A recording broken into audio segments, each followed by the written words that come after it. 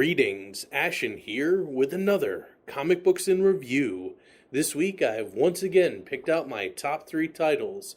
I'll be reviewing DCeased Dead Planet number 3, Ravencroft number 4, and Wolverine number 5.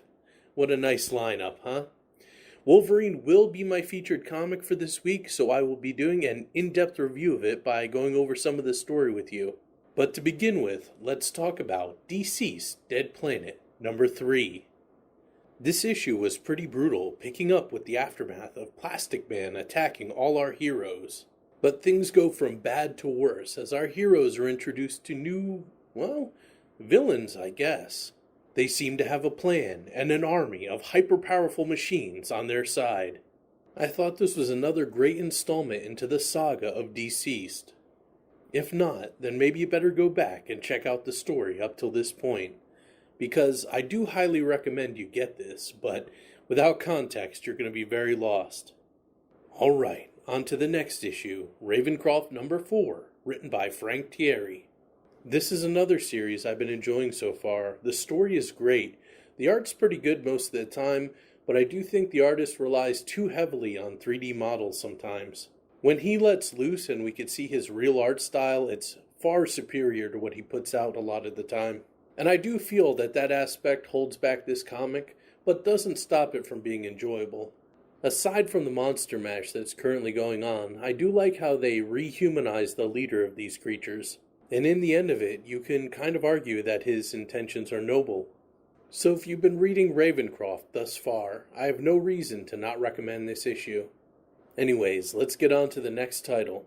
Wolverine number 5, the feature review for this week. When we last left Logan, he was submerged under the water, being drowned and frozen by Omega Red. Now we pick up with our hero successfully frozen in a block of ice.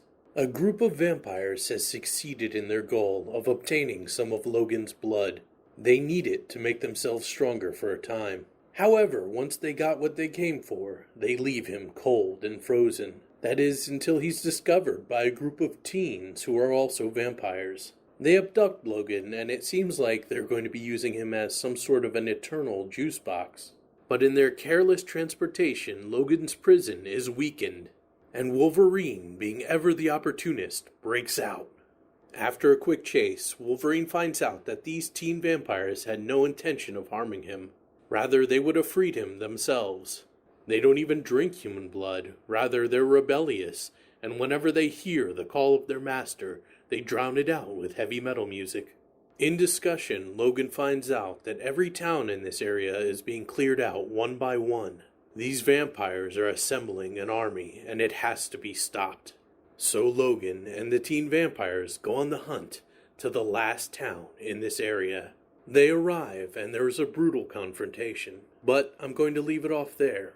If this sounds interesting to you, please check out Wolverine number 5 and support your local comic shop. Anyways, I hope you found my reviews helpful.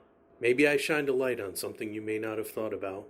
I appreciate you watching, and especially if you made it to the end here. I hope you all have a great day. Yes,